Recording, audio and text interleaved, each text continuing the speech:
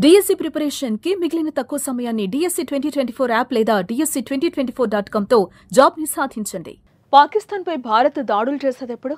ఈ విషయంలో మన దేశంలో కంటే పాకిస్తాన్కే ఎక్కువ ఇంట్రెస్ట్ కనిపిస్తోంది. దాడులపై ప్రధాని మోదీ ముహూర్తం ఫిక్స్ చేయకున్నా పాకిస్తాన్లో మాత్రం ఈ ముహూర్తాలపై అంచనాలు పెరిగిపోతున్నాయి.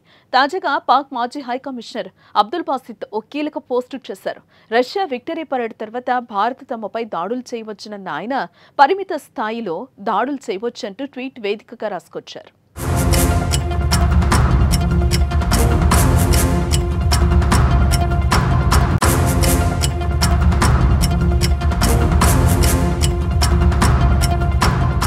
పహల్గాంలో జరిగిన ఉగ్రదాడికి ప్రతీకారంగా పాకిస్తాన్పై భారత్ దాడులకు దిగుతోందని ఆ దేశ మాజీ హై కమిషనర్ అబ్దుల్ బాసిత్ అభిప్రాయపడ్డారు. రష్యా విక్టరీ డే పెరేడ్ తర్వాత భారత్ దాడులకు దిగే అవకాశం ఉందని అభిప్రాయాన్ని వ్యక్తం చేశారు. ఈ నెల 9న రష్యా విక్టరీ డే పెరేడ్ నిర్వహించేందుకు ఏర్పాట్లు చేస్తోంది. ఈ కార్యక్రమానికి హాజరు కావాలంటూ దేశ అధినేతలకు ఆహ్వానం పంపింది.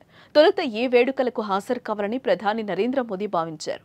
అయితే పహల్గాంలో ఉగ్రవాదులు దాడి చేసి 26 మందిని పొట్టన పెట్టుకోవడంతో రష్యా పర్యటన ప్లాన్ను రద్దు చేసుకున్నారు.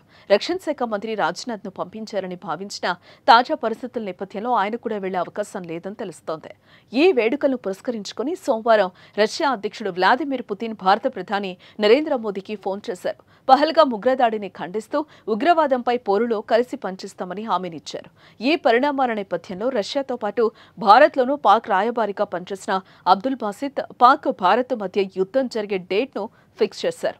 మే 10, 11 తేదీల్లో భారత్ పాక్ పై దాడులు చేసే అవకాశం ఉందంటూ క్లారిటీని ఇచ్చారు.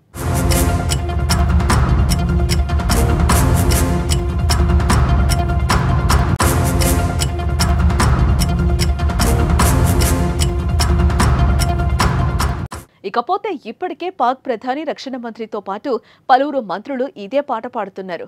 రష్యాలో ఉన్న పాక్ రాయబారి కూడా భారత్ దాడులు చేస్తుందని చెప్పారు. అంటే భారత్ దాడులు చేస్తుందని పాకిస్తాన్ భయపడుతోంది. కానీ పహల్గాం పాపాలకు మాత్రం ప్రాయశ్చిత్తం చేసుకోవటం లేదు.